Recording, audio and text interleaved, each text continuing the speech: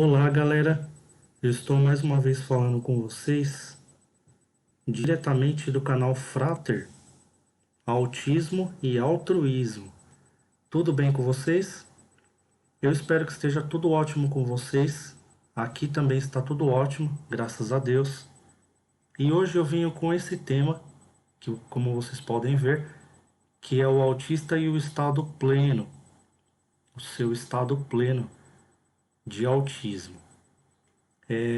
Esse é um dos temas mais importantes que eu considero, porque com base em tudo que eu já tenho apresentado sobre o autismo nos vídeos anteriores, quando a gente chega para tomar conhecimento do que é o autismo em estado pleno, a gente já está considerando as diversas coisas que a gente já aprendeu. Então basta agora a gente entender, né, que existe uma plenitude. Assim como eu disse, existe um pilar que defende a a sociabilização, de certa forma, autista, e existe o pilar que defende a sociabilização não autista, né? Então, nós temos vertentes, né, de segmento. A gente não tem, por exemplo, só uma via a ser seguida, que é a sociabilização. A gente tem o autista que ele vive no primórdio, ele toma consciência, né, da existência da sociabilização, mas ele prefere viver no seu estado natural, que é o seu estado de ser autista, né? E essa escolha, proporcionar essa escolha para o autista é muito importante, tá? É extremamente importante, porque isso é uma ética que a gente precisa ter com o autista, né?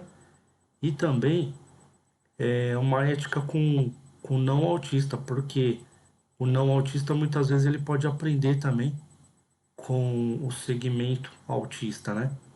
E com o primórdio autista. Bom, pessoal, então eu vou dar um exemplo de plenitude não autista para depois eu colocar a plenitude autista, mostrando para vocês que é muito simbólico, é muito parecido, tá? Então vamos supor que você tem um não autista, né? E ele esteja trabalhando, aí você pede para ele executar um trabalho. Ele não só não entende muito bem aquele trabalho, como ele também não pegou gosto pelo trabalho e ele fica cansado quando você passa mais de duas vezes, digamos, o trabalho para ele realizar. Diferentemente de um não autista, quando gosta de fazer uma coisa, pelo fato de ter não só de ter aprendido, mas também ter enxergado naquela naquele trabalho, naquele exercício, uma plenitude. O que seria essa plenitude? Aquilo que a gente consegue enxergar nas coisas que nos encanta, né? Como, por exemplo, se a gente olhar só o maquinário de um metrô, talvez a gente não se encante muito, mas quando a gente vê um metrô andando e levando um monte de gente, né? Transportando um monte de pessoas de um lado para o outro, a gente de certa forma, pelo menos se impressiona. Então, o estado pleno do ser é quando você consegue detectar onde está a plenitude de cada coisa. É a mesma coisa quando você tem um roseiral, né? E algumas rosas elas estão queimadas por causa do sol ou de algumas formigas que pegam suas pétalas, e algumas rosas estão bem vistosas. Você consegue diferenciar a plenitude de uma para outra devido a algumas adversidades. Então, é muito fácil a gente entender que quando não se alcança a plenitude, existe alguma adversidade que interferiu. Seja essa adversidade uma falta de conhecimento, ou seja essa adversidade algum fator que atrapalhou mesmo o desenvolvimento, ou mesmo desmanchou aquela plenitude, né? Isso significa que as pessoas elas podem desmanchar a plenitude do autista e desmanchar a plenitude do não autista. É a mesma coisa uma pessoa está desfilando como modelo em uma passarela e vai uma pessoa e taca um balde de, vamos supor, um balde de uma tinta na pessoa. Você está desmanchando aquela plenitude que ela alcançou para agradar a vista das pessoas que estão observando, né? Então, as plenitudes, elas podem acidentalmente ou até mesmo intencionalmente, até mesmo por conta de sabotagem, né, elas podem ser alteradas, né? Essas plenitudes elas podem ser de certa forma interrompidas, né? Ou sabotadas, ou alguma coisa pode atrapalhar é, a apresentação dessa plenitude, né? Isso significa claramente que o autista ele pode ser sabotado também, o autista pode ser interrompido, né, dentro do seu desenvolvimento. Ainda mais quando a gente percebe que o autista é não verbal, né, a gente começa a entender que fica ainda mais fácil se uma pessoa não quer deixar ele, por exemplo, se expressar, né, e ele já não fala. Então é muito fácil para uma pessoa não deixar a outra falar, imagina ainda se a pessoa já não fala, né? Então o autista muitas vezes ele é tratado de uma maneira muito desumana pela sociedade, tá? Por conta disso.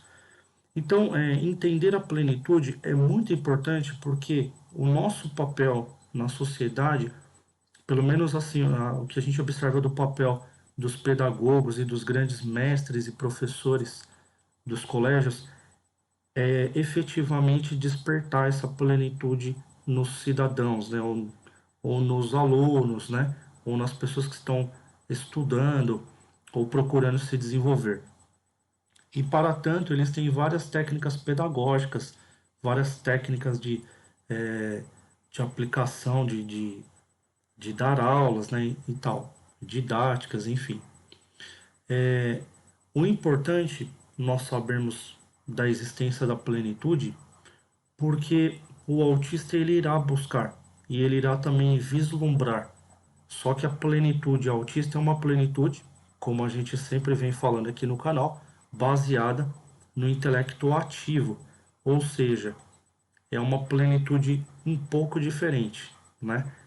E muitas vezes o autista ele pode tentar fazer um backup, né, de sua própria análise comportamental mediante a sociedade e ele resolver simplesmente fazer algumas correções em uma nova pasta, né, de arquivamento intelectual, mental, né, fazer um novo mapeamento e na hora dele interagir ele satisfaz uma coisa que estava incomodando ele, que era, por exemplo, um bullying, por exemplo, né?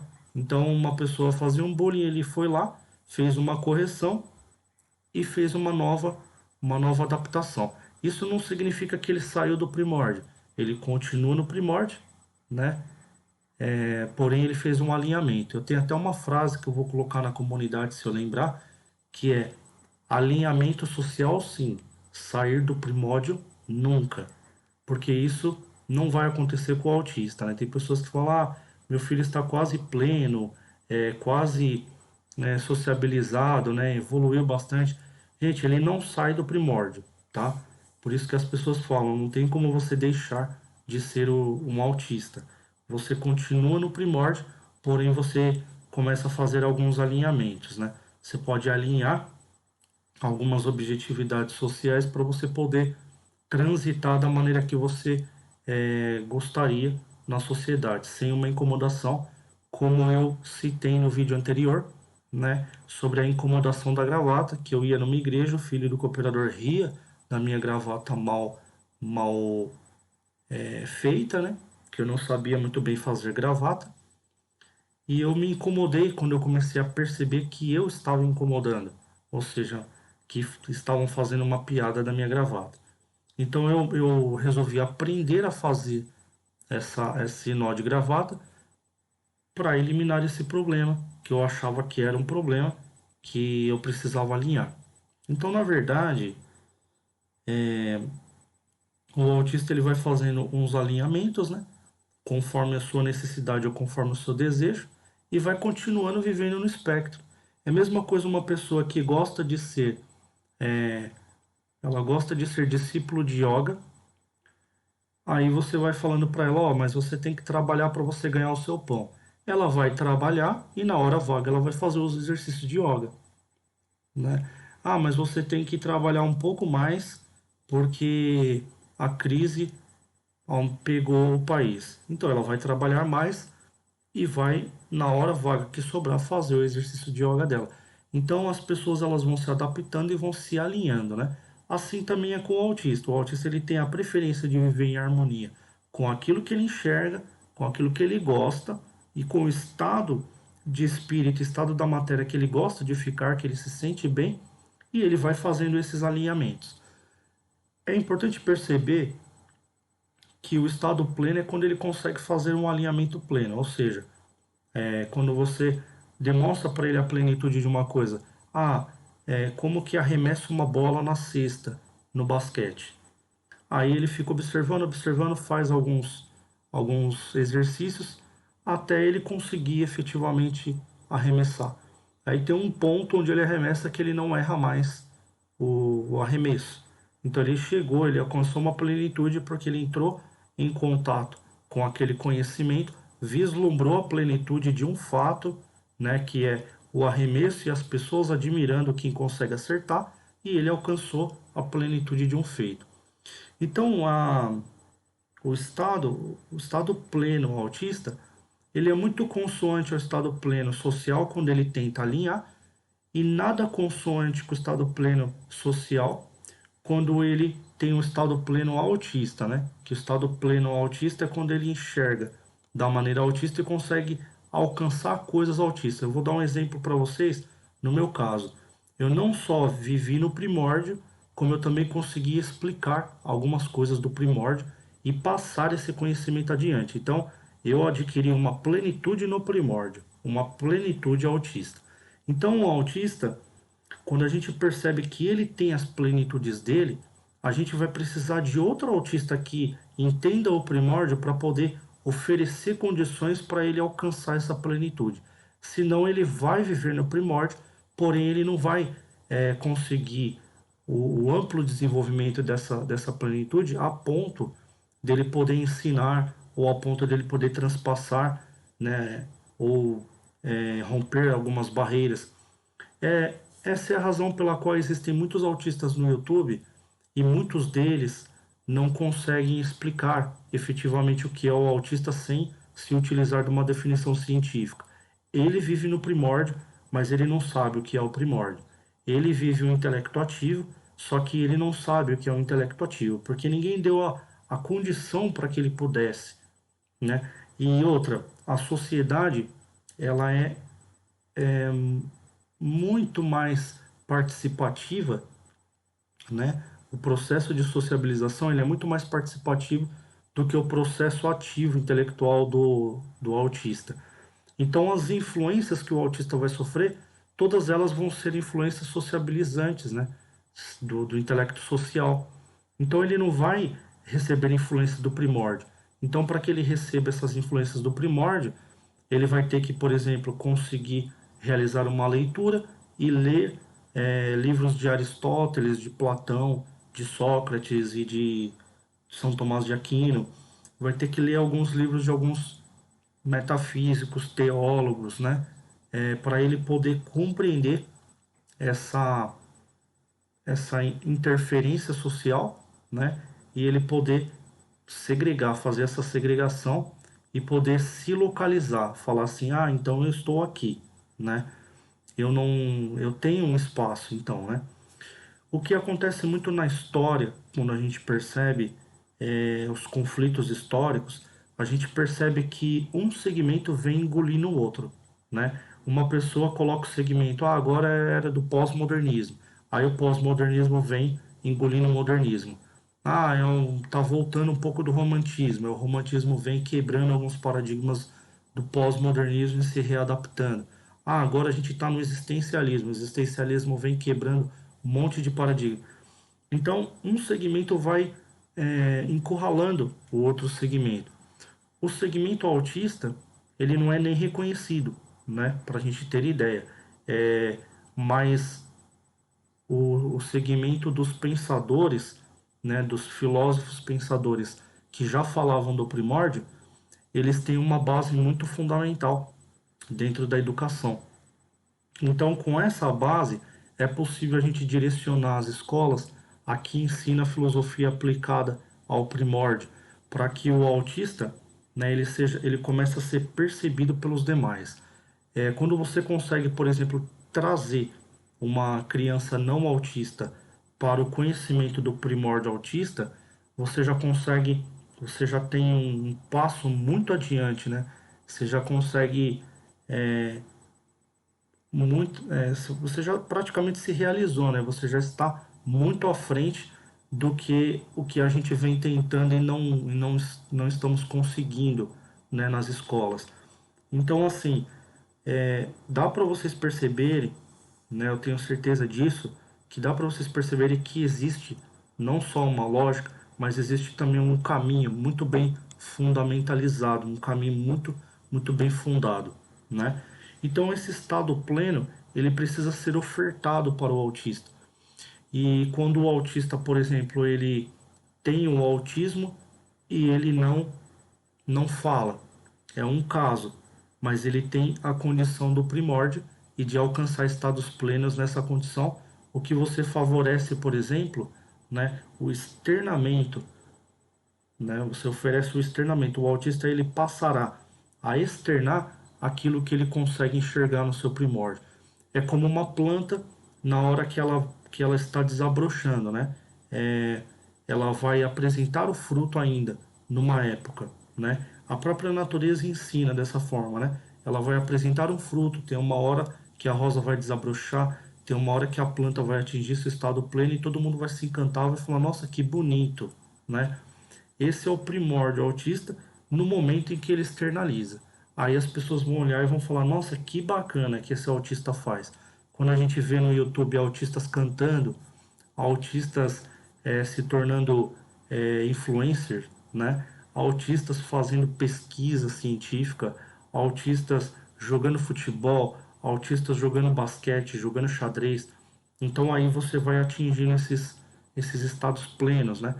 Tem autistas que eles vão conseguir fazer isso sozinho, né? E tem autistas que vão conseguir fazer isso sozinho. Falei duas vezes porque, infelizmente, a gente não tem esse apoio, né? Esse apoio hoje, ele é apenas um apoio ainda fictício, né? Onde as pessoas acham que estão ajudando.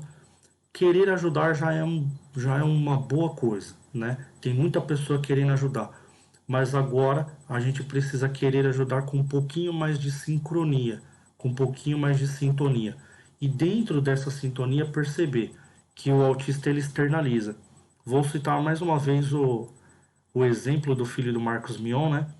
Que foi um exemplo muito importante para mim, por isso que eu cito várias vezes aqui, que ele estava numa live, aí o filho dele disse assim: "Eu gostaria de conhecer o Tiro Lipa". Ele externalizou, né, o desejo. Ele externalizou aquela ação, né? Então, isso foi muito bacana. E como aconteceu ali espontaneamente, o pai dele falou: "Ah, então já aproveita que você está online e já fala para ele". Aí ele fez lá uma menção ao Tiro Lipa, foi muito bacana. E depois disso me despertou um interesse muito grande em estudar o Tiririca. Por quê? Porque são pessoas que têm o talento da comédia, né? São pessoas comediantes. E a comédia, ela é uma maneira de a gente conseguir demonstrar uma plenitude para a sociedade, né? Que é aquela sensação de bem-estar e de alegria, né? Quando você consegue realizar uma anedota, uma comédia, né? Contar uma piada ou mesmo se tornar uma figura ícone engraçada, né? Eu ainda estou caminhando para isso, eu confesso que eu não tenho muito talento, mas teve uma fase na minha vida que eu era muito engraçado. Eu tenho até pessoas da família que podem testemunhar isso. Eu gostava muito de ser engraçado e gostava muito de apresentar isso. Então, em um momento eu externalizei. É por isso que eu acho que existe essa parte ainda em mim, né, que hoje ficou reprimida dentro de mim, né, que eu não consigo recuperar, né? E eu estou tentando buscar aqui no canal para eu poder inaugurar o stand-up autista, dessa vez com alguma coisa engraçada, que eu gosto bastante, né? Eu percebi assim que eu de certa forma aprecio, mas em um dado momento eu perdi isso. Mas eu vou procurar resgatar isso, né? E quem sabe aí nos próximos vídeos aí, quem sabe vocês não serão surpreendidos aí com o primeiro stand-up autista do canal Frater. E de repente é até bom, né? E as pessoas conseguirem se alegrar bastante. Galera, então Eu espero que vocês estejam gostando assim dessa diretiva e desse direcionamento assim e também na velocidade que eu estou aplicando os vídeos, né? Procurando não estender muito, como eu disse, para não criar um conteúdo tão complexo, né? A ponto de ser também cansativo e as pessoas precisarem abstrair muito. Então eu falo, dou uma citada, converso um pouco para a gente descontrair, que acho que a descontração também faz parte das pessoas que vêm visitando os canais, né? Porque a pessoa ela não quer só o conhecimento, mas ela quer também de repente uma descompressão, né? Que às vezes ela trabalhou, às vezes ela vai se descontrair e isso faz a diferença na televisão, por exemplo, né? Porque a gente só volta no canal, a assistir o canal quando a gente se sente bem, se sente confortável, né? Então eu ainda estou procurando trazer essas coisas, né? Criar um ambiente confortável bastante para que a pessoa goste de ouvir sobre o autismo, né? E, e entenda que existe uma ciência, existe um conhecimento por trás e que a pessoa perceba o valor, né? Uma coisa interessante, um desafio que eu tenho no canal Frater é aumentar o valor percebido do autista. Só que esse é o meu desafio, porém eu não alcancei ainda uma capacidade, por exemplo, de mostrar para o não autista qual seria a vantagem dele, né? Porque assim, se eu aumento o valor do autista e para o não autista isso não interfere, ele simplesmente desconsidera, né? Ele só vai enxergar o valor quando eu conseguir transmitir para ele, eu conseguir aumentar o valor e depois conseguir passar isso para ele. Se não acontece muito aquilo, né? Montou um novo banco, mas ninguém fez propaganda, ninguém avisou como que vai ser, quais são as vantagens. Então o banco, embora seja uma sociedade, né, uma parceria de sócios milionários, ninguém conhece muito, então ele acaba perdendo para os demais bancos, digamos, né? Então é mais ou menos assim. Então a gente precisa de divulgação, precisa que umas pessoas ajudem as outras, né? Por isso que eu peço para vocês encarecidamente que vocês compartilhem no WhatsApp diretamente com seus colegas, porque através de um clique, às vezes ele passando de colega para colega os vídeos, cai numa família, né? Acaba passando por uma família que tem um caso de autismo e que às vezes ninguém sabe, porque às vezes ficou escondendo, procura não falar muito, porque as pessoas têm de certa forma preconceito e não querem sofrer preconceito social às vezes, né? Então, quando você fala do autismo, às vezes umas famílias não gostam de se expor, né? E às vezes você compartilhando esse vídeo chega até a pessoa e alguns vídeos ou outros, quando ela entra no canal Frater, de repente pode libertar a família de alguma coisa que ela esteja enfrentando e esteja achando que às vezes é um bicho de sete cabeças. E no canal Frater a gente apresenta várias soluções mostrando aí essa parte de tratamento e de comportamento para a gente poder superar várias adversidades que aparecem e contornar também essas adversidades a ponto de você passar a ter prazer, né, de ter um caso de autismo no lar, ao invés de você sentir que isso é uma coisa que desvaloriza sua família, ou uma coisa que te prejudica de certa forma, tá? Então, galera, cumprindo aqui né, ao que eu venho falando no canal, que eu iria passar os vídeos mais rapidamente, não passando muito de 30 minutos. Então eu espero que vocês tenham gostado desse tema. Foi um tema bacana, é um dos temas mais importantes. Talvez eu consiga, né, mais para frente até abordar novamente esses temas, né, até fazer menção deles novamente, de acordo com a demanda. Se de repente os próximos assuntos, né, pedirem para que retorne, né, para que faça uma retrospectiva, aí a gente acaba não só citando nos próprios vídeos, né, aí eu peço para vocês assistirem lá atrás, como também a pedido de qualquer pessoa eu posso tocar novamente no assunto para a gente poder discutir novamente. Então eu espero que vocês tenham gostado, né? Eu estou gostando bastante dessa nova tática, né, que eu estou abordando. E eu acho que fica mais bacana, as pessoas cansam menos, às vezes está no domingo, né? Quer aproveitar ainda o domingo, então em vez de ficar com o vídeo tão longo, a pessoa vai lá, ouve a informação, guarda para ela, compartilha também com os demais colegas, né? E faz a sua parte, tá? Lembrando que o autismo, né, o tratamento que a gente tem que dar ao autismo e às pessoas com síndrome ou pessoas especiais é uma responsabilidade de todos nós, ok? Então, galera, muito obrigado pela presença de vocês. Eu espero vocês, então, nas próximas gravações. Tchau, tchau.